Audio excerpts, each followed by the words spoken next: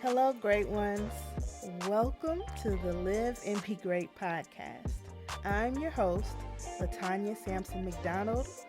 I am a life coach and a registered marriage and family therapist associate. And this podcast was created to motivate, educate, and inspire all to live and be great. On today's episode,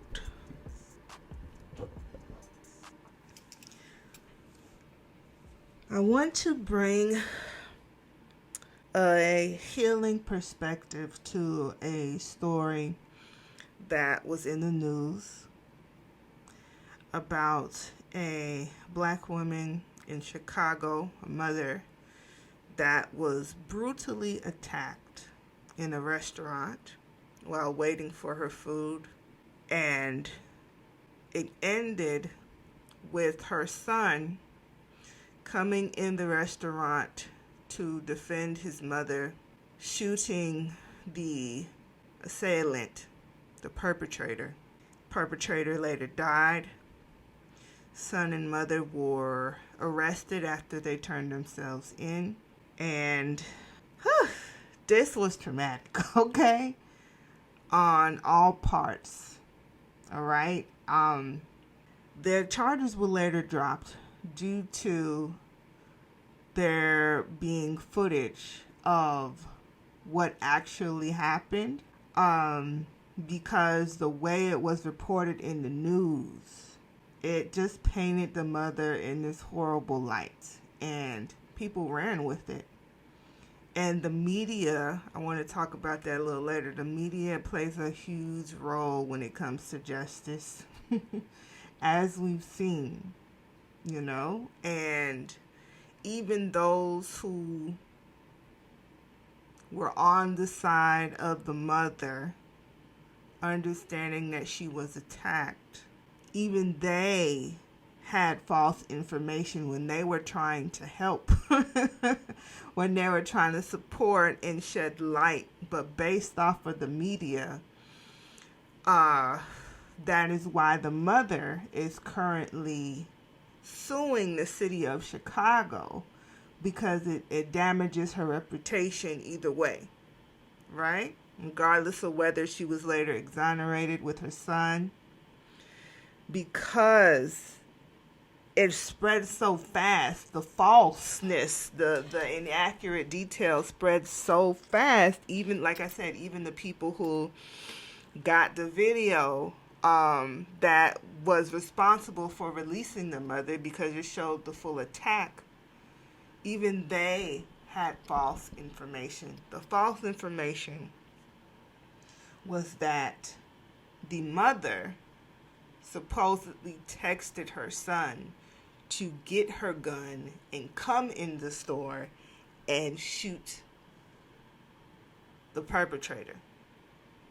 Completely false. And this is from the woman who recorded the attack, which later got the mother and her son exonerated.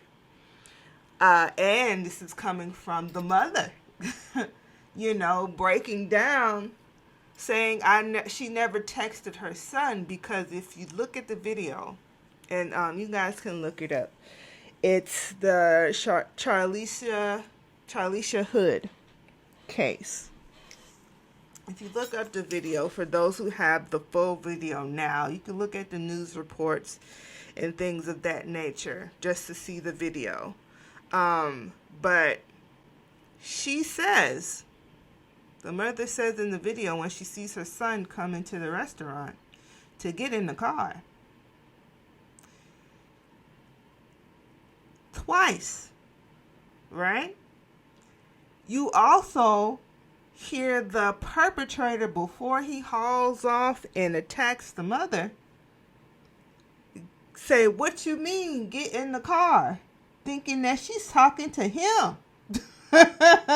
Thinking that she's threatening. He's thinking she's threatening him. And he's like, "What do you mean, get in the car?" Say one more thing, I swear on my grandmother, lady, I'm going to knock you out. Right? So, the trauma, right?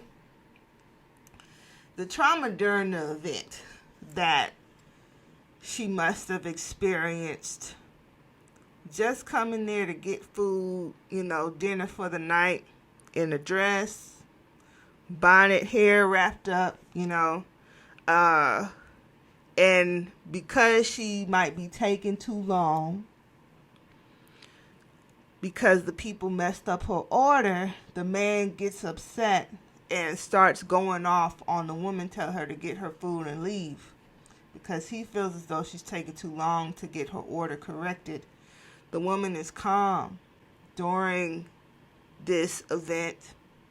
She is trying to effectively communicate what her issue is and why she is taking so long, to calm the man down in a calm tone, right?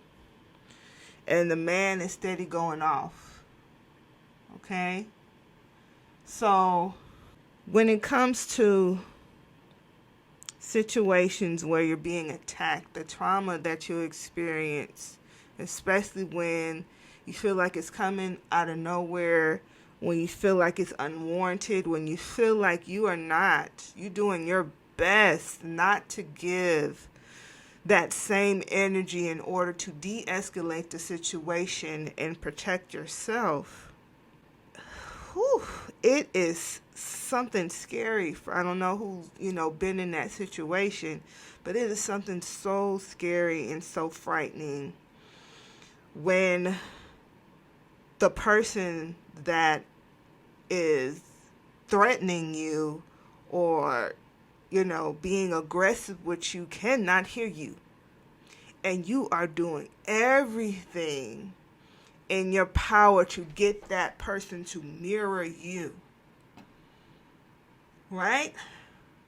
That's a lot, okay? Especially if that's not the first time you've gone through that situation. You getting triggered, and you have to act so fast because you feel within your whole body and your spirit that something, if you don't do your best to de-escalate the situation, something can happen to you, right? You in the fight of your life. You in that fight or flight situation. One of the things that, when your story is brought to light, whether they have the false version or your actual version of a story, you have the people that come out and, speak on what they would have done in the situation. But honestly, and I've been one of those people, I think we all have, where you say what you would have done in that situation. But the truth of the matter is, you don't know what you would do until you're actually in it. Okay? It's easy for us to say that this is what we would do in a situation that we've never been in before, just from the outside looking in. But you don't know how your body is going to react. You don't know what triggers you will have. You don't know how the atmosphere may play a role in what you choose to do. You don't know if what you've gone through during that day or the days leading up to that will play a role in what your decision would be. You don't know. You just hope that you make it out alive. When I talk about Black women being strong by force, not by choice, this is something that is by force. You see what I'm talking about? You do have to be strong enough to not just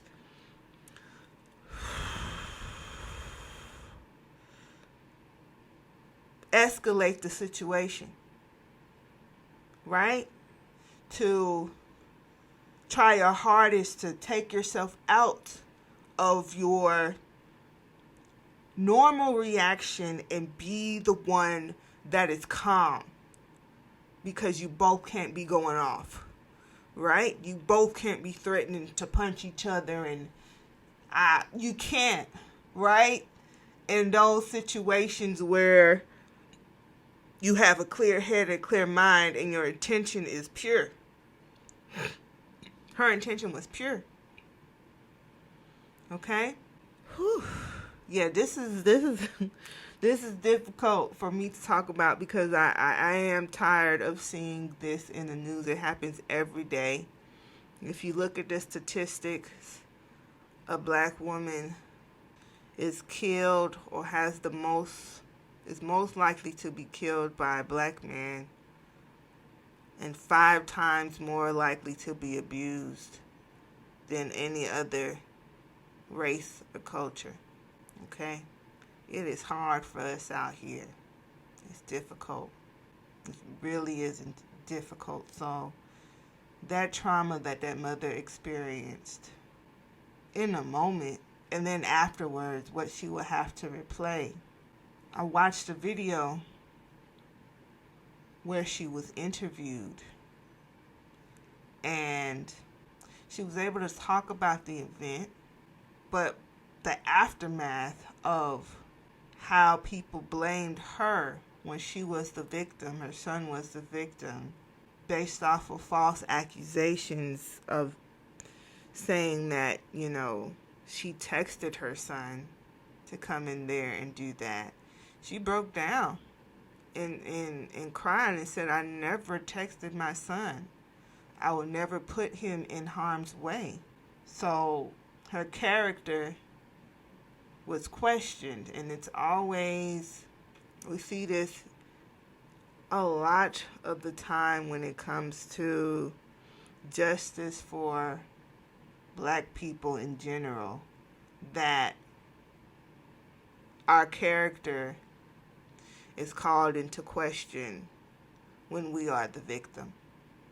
The victim is usually on trial first before the perpetrator.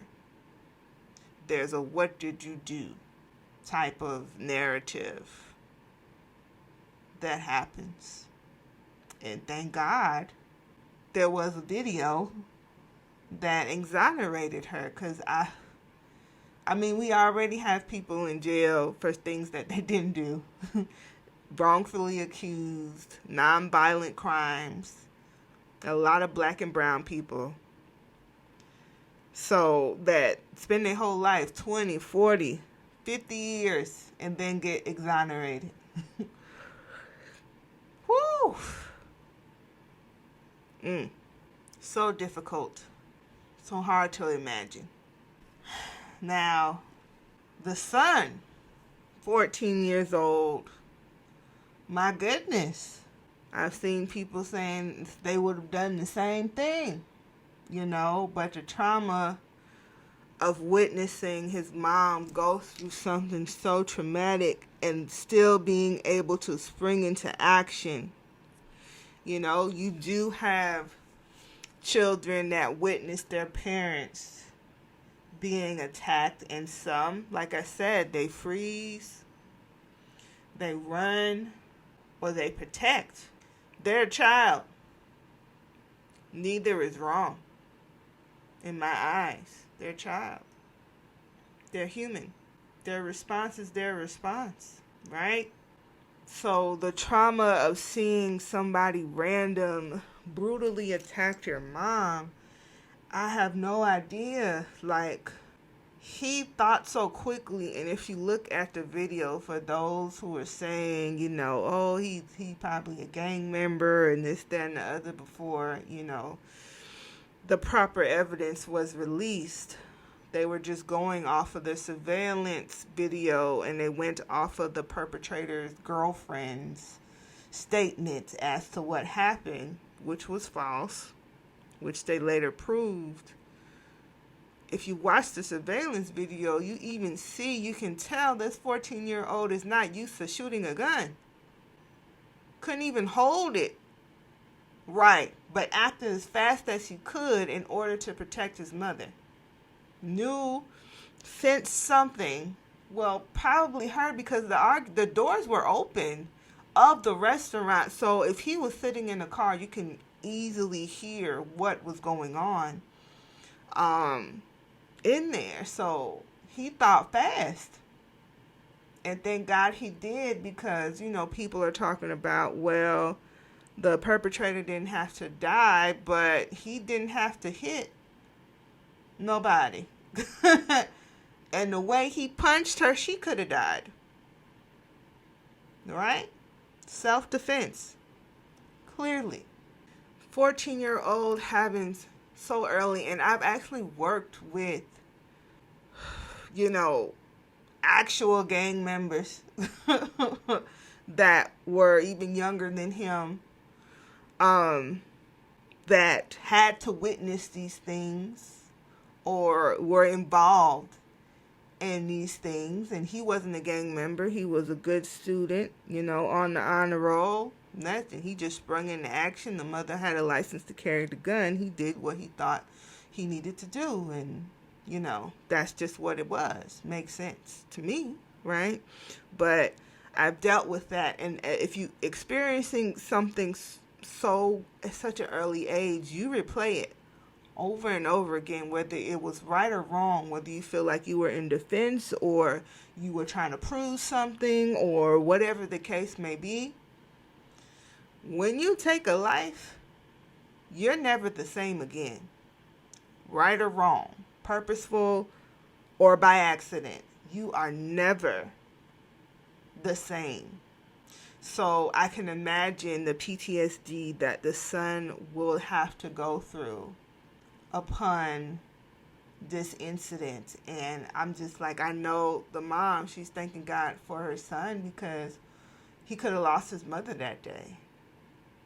Right? And then to have them be arrested after they turned themselves in, thinking that they're explaining what just happened, and that they will clearly see that this was an act of self-defense. Whew.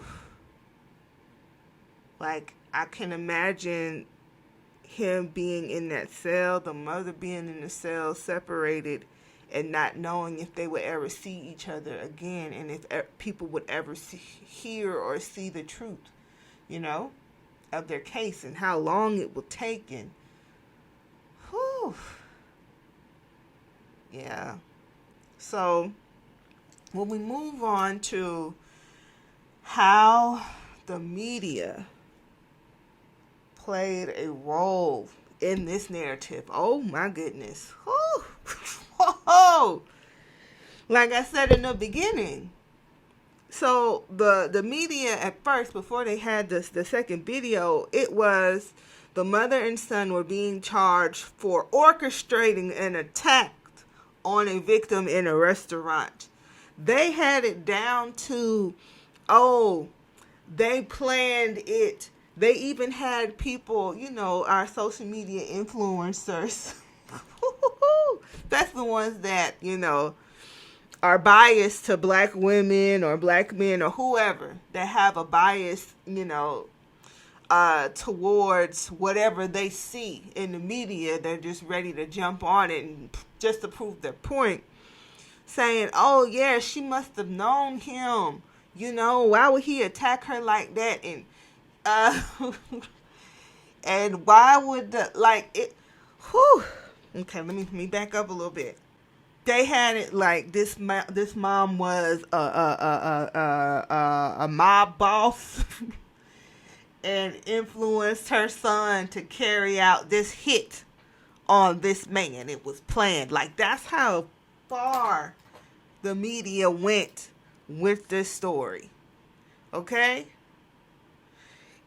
There were even things saying, when the son shot the man, he kept shooting him, even when the man was trying to get away. That's not true. There's no evidence of that. Okay? The witnesses that came out after the false reports were already out there stated straight up, nope, the son shot the man twice. That was it. Okay? So people took whatever, even the people who were in defense of the son and the mother, saying, yeah, if that was happening to my mom, I'm going to do the same thing. I don't fault the mother. I don't fault the mom. Even those people had the narrative of the mom texting her son to come in and shoot, get her gun and come in and shoot. Not true, right? It doesn't make sense for a mother to tell her son, text him, come in and shoot, and then in the other revealing video, which, let me say this, even the people that were trying to help, that had the video that exonerated the mother, still had that piece in there with her texting her son. And people are able to still run with that narrative of she deliberately put her son in harm's way. Right? Which never happened. Okay? But if you watch the video as well, she doesn't have time to text her son anything. The way that man was coming at her, she stayed in the same movement the whole entire time. She didn't raise her hand. Nothing. She was as calm as possible. Had she reached for her phone, right? You would have heard, who you texting? You didn't hear none of that. You heard this woman trying to explain herself, de-escalate the situation, calm the man down, and when she saw her son, she told him to get back in the car. Right? But the media, even the people who had the mother's back, understood her story, waited till all the evidence came out. Besides, they didn't get the interview, right? But people wanted to get on top of it soon as the second video came out, right? To shed some light and to debunk what the media was trying to portray this mother and son as. Even they, had that part in their story that is still quite damaging. Okay? So the media plays such a huge role when we are trying to get the truth out. I want people to wait till you get all the facts. Hear it from the horse's mouth. If there is video evidence, really sit there and look. And if you're seeing it a different way than this, you might have some biases, right? I know that there's trauma there's trigger there's when I hear somebody tells a story. And that's something that moves society. Media controls how we view people, how we view situations that we've never been in, especially if we have no experience in it, right? It definitely, we are creatures of habit. We are creatures of influence. Okay? Media, what we watch, what we consume, what we read, what we talk about, everything plays a role in our perception of what life should be, what's fairness, what's good, what's bad, everything. Okay? I want people to understand whenever I hear a story and let's say all the facts are out there and people are still, and that person, say that person is still on the side in this particular case, oh no, I still believe that the mother, orchestrated this, or she's in the wrong, or whatever the case may be, right? You got a bias, baby. There's some trauma there. Okay? There is some trauma there that you are blocking out what the truth is, even though it's right there in front of you. Okay? Right there in front of you. For example, when an unarmed black person, a brown person gets shot, You leading with unarmed. The video comes out. If there's a still, what did you do? You got some bias there. You have some triggers. Your perception is skewed. We got to get to the bottom of that.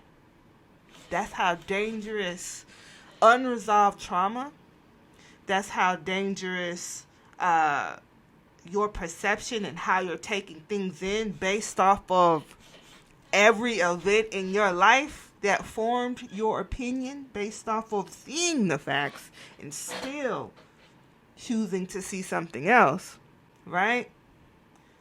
She plays a huge role in that. Okay?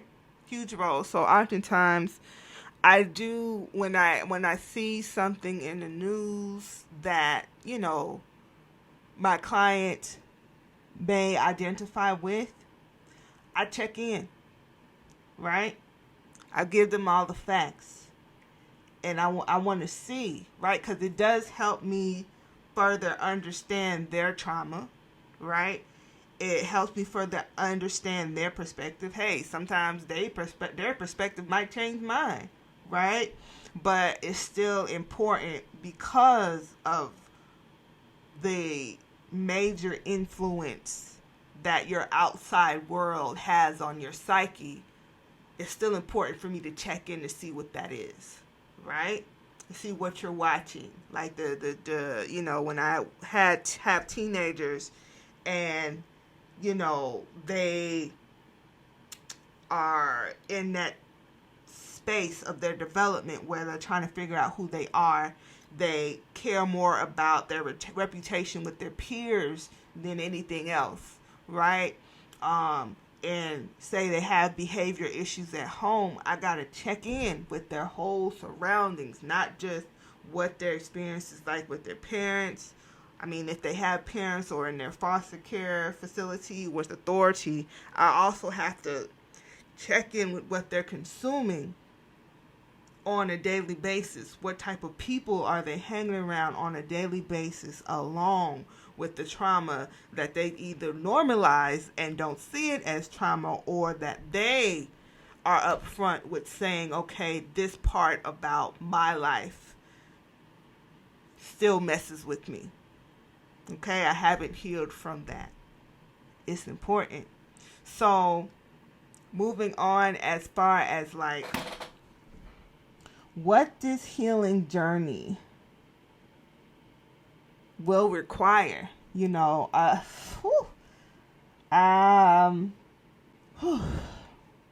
okay, so what this healing journey will require: therapy, of course, to work on the PTSD that needs support.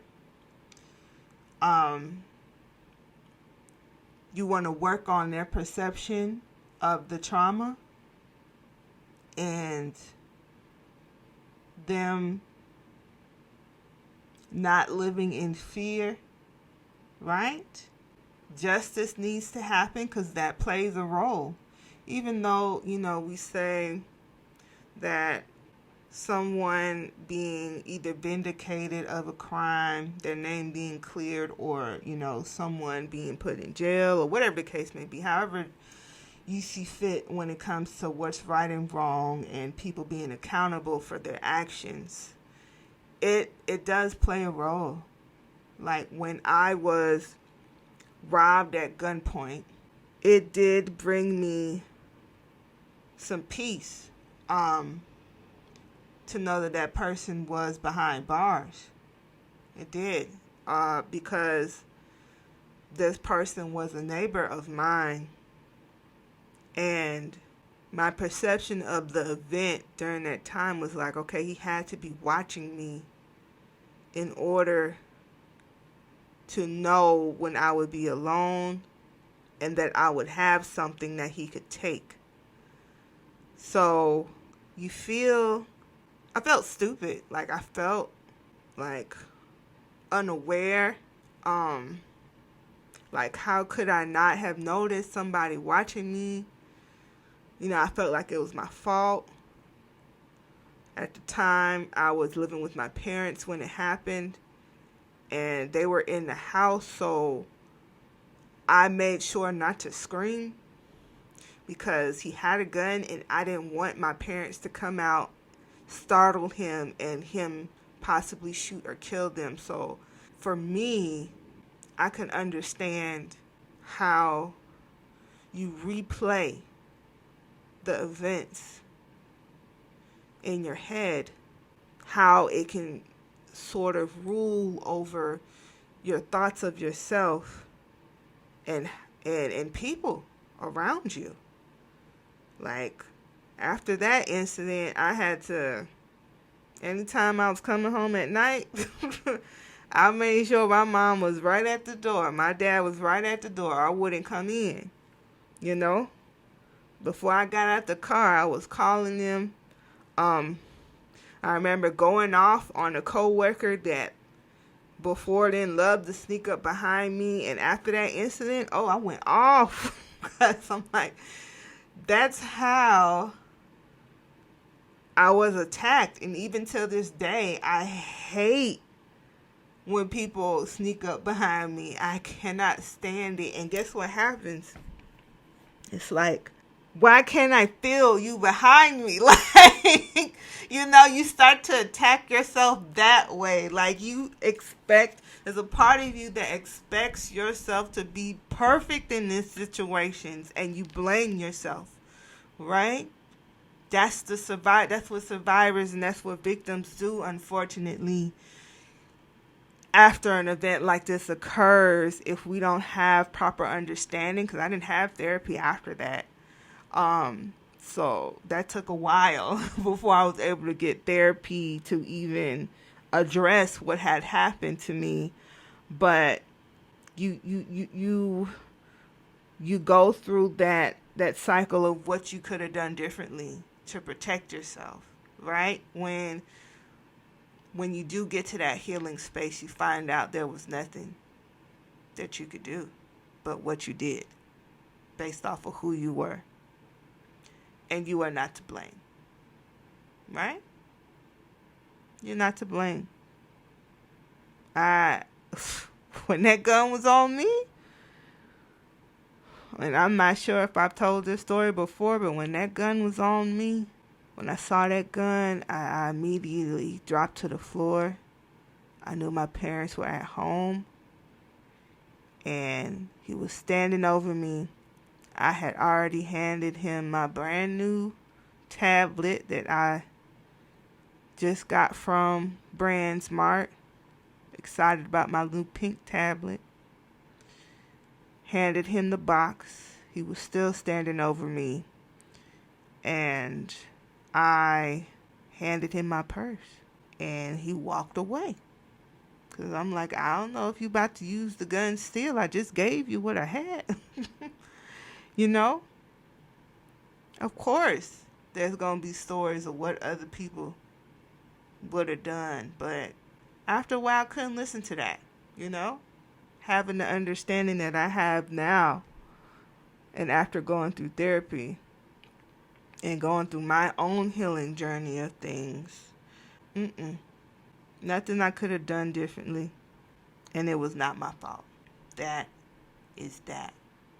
Okay? That's that. So that, if they were my clients, that is where I would start.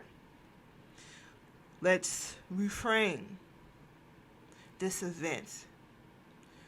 Let's talk about the cognitive part, the thoughts that you have surrounding this, the thoughts about yourself.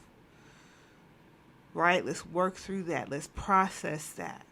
Because in the moment, you didn't have time to process. Okay? It won't be easy. We have to take it one step at a time. But we start with the narrative and the effect. We go back to the moment. And that is difficult, because some people, when it comes to trauma, even addressing it, you have a fight or flight mode.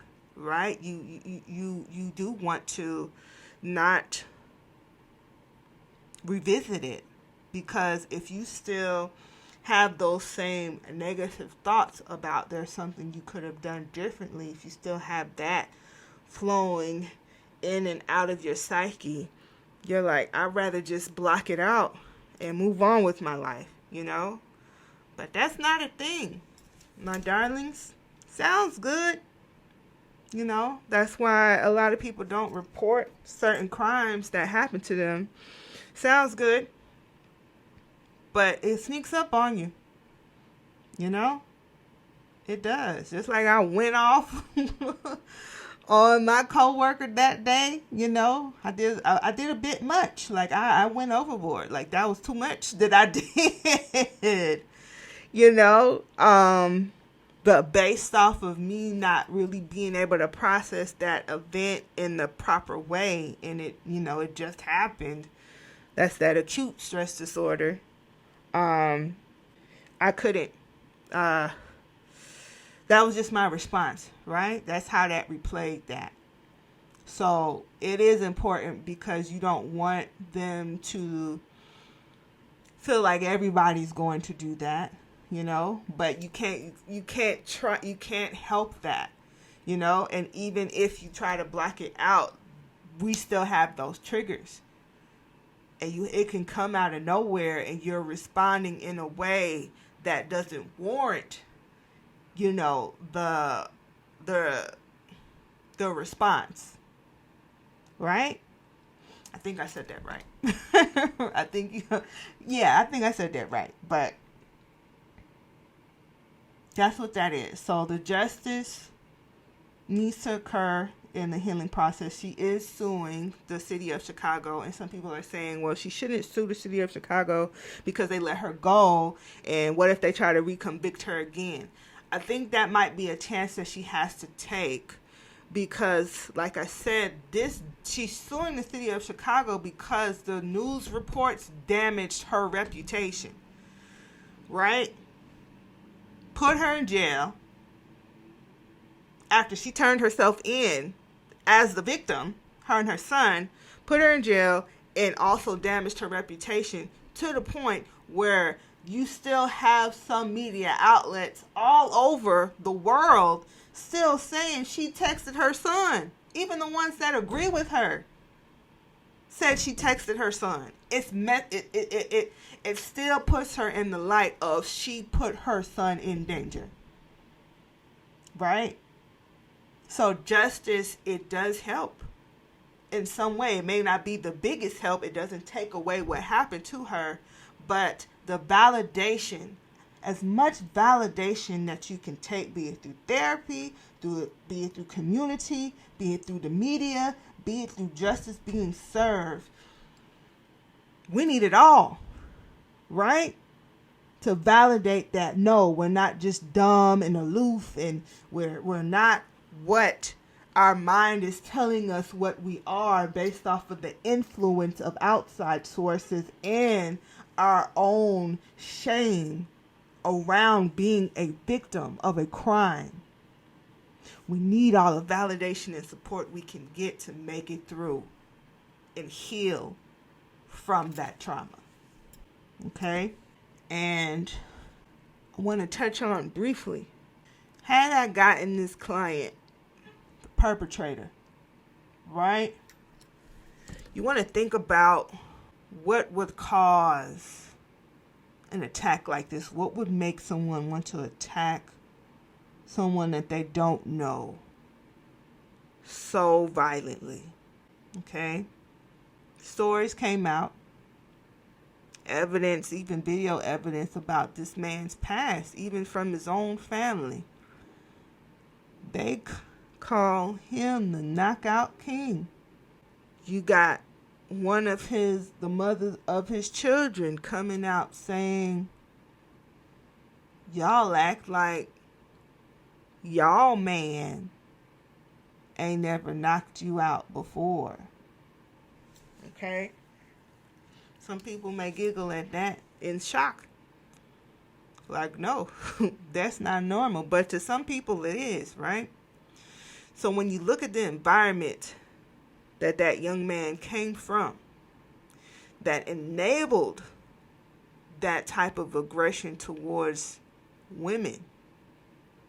Okay? We are creatures of habit and influence, like I said at the beginning.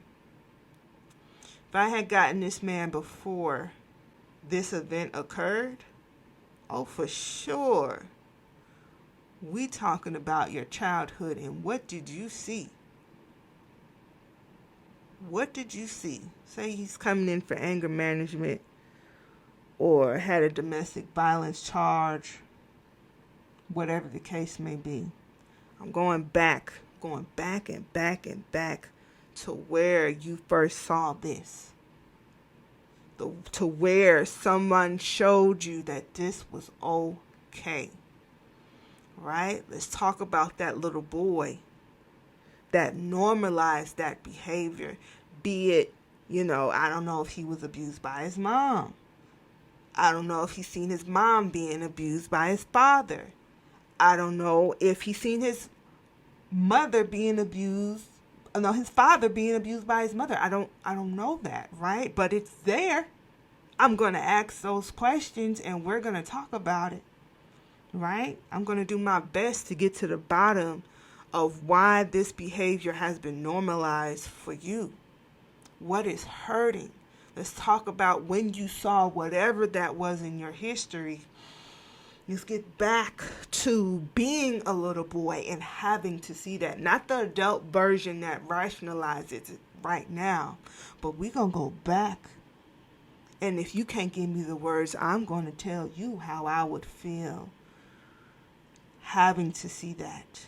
Having to see my mom being abused. How I would feel. Right? Helpless. Defenseless, wanting to protect her, and then based off of the relationship that I would have with either my mother or father, that also plays a role too. You got some people saying, well, Mom, you were weak, you should have just left. Or Dad, you were weak, why would you let, Mom hit you like that? Like, you have those perceptions of influence, how you shape what happens to you plays a huge role on the decisions that you make, right? So that's what we would talk about. We would talk about accountability for our healing, but I want to get down. I would have wanted to get down to the little boy that saw this and that was afraid, right? That's what I would want to get down to, and of course, I would love to have those women that now normalize that, but hey, they normalized it because they've seen it from young. Okay, this is not something that up and happened to them, because if it's something that up and happened to them only in adulthood, there would be no, I'm going to call the police. Just like they said, this is the knockout king, right? They've seen it too. Hurt people. Sounds cliche, but it's true. Right? So I would have loved, and I'm like, anybody listening to this podcast, I hope that any instance where you feel like you have to become violent with somebody, if it's not in protection of yourself, as far as them being violent and aggressive with you, that you're able to recognize that there's an issue there. Right? Whenever you have been hurt and you feel the need to hurt someone back, it must be addressed, be it words or physical violence, regardless. Let's address it and let's get to the bottom of it. Okay? Oh, another long podcast. But I had to, I just want to teach y'all. I want to inspire. I want to motivate. I want to talk about real things that affect me, okay, that affect humanity when it comes to how to live a beautiful life here, how to go through things and still be able to triumph. If you still have breath in your body, you still have time to change, right? Another factor in this path to healing is going to be forgiveness. And forgiveness, I've said time and time again, is never for the perpetrator. It's always for the survivors, for the victims. It's always for that, because like we talked about earlier, you replay it. And even though you're the victim in the situation, you replay it. You play the guilt. We replay the event, and it brings guilt and it brings shame. And the forgiveness, understanding that no, it was nothing wrong with you. It was nothing that you did to deserve this, right? That forgiveness come when you talk about, listen, this man got a violent past and this is what he's seen. Not to excuse his behavior, but you take that burden off of yourself. It's not your fault. This person was a hurt person, and that had nothing to do with you. Okay? That's the part that hopefully they'll get to in their journey, and hopefully it will help them heal from this. I hope his family gets help, the perpetrator, for what they've taught him, what they've enabled, and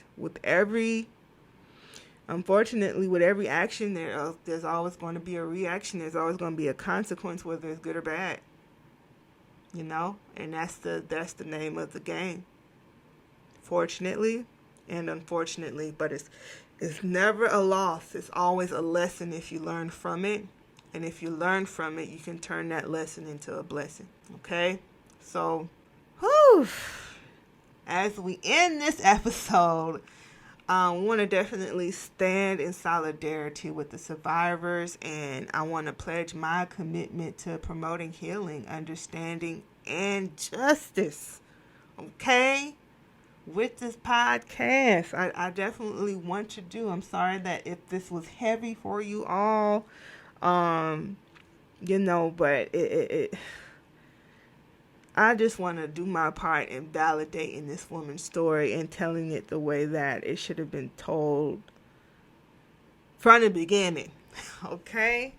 Even validating, the perpetrator story, so that the victims don't feel like it's just all on them. They were dumb, they were weak, they were this, they were that. No, y'all did what y'all had to do to survive, and you should not be blamed for that, okay? Whew. Yes, resilience, transformation, power, and, man, the human spirit. Powerful. Okay? I hope you have gotten something from this episode.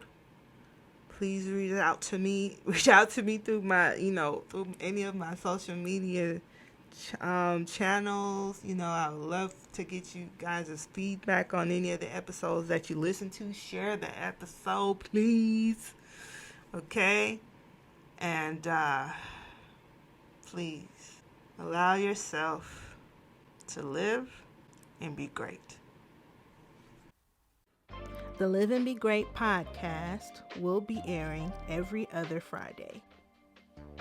If you have truly enjoyed this podcast, thank you. Thank you for listening. Thank you for giving Live and Be Great a chance. Please feel free to share, give a review, subscribe on whichever platform that you're listening to right now, on iTunes or Apple Podcast, Spotify, Anchor, as well as Google Play. The Live and Be Great podcast is strictly crowdfunded, so if you are interested in becoming a supporter, you can click the link in the description, or you can go to liveandbegreat.com and scroll to the bottom and donate to the Live and Be Great podcast today, so I can continue to give you good and motivational content. Thank you all for listening, and don't forget to give yourself permission to live and be great.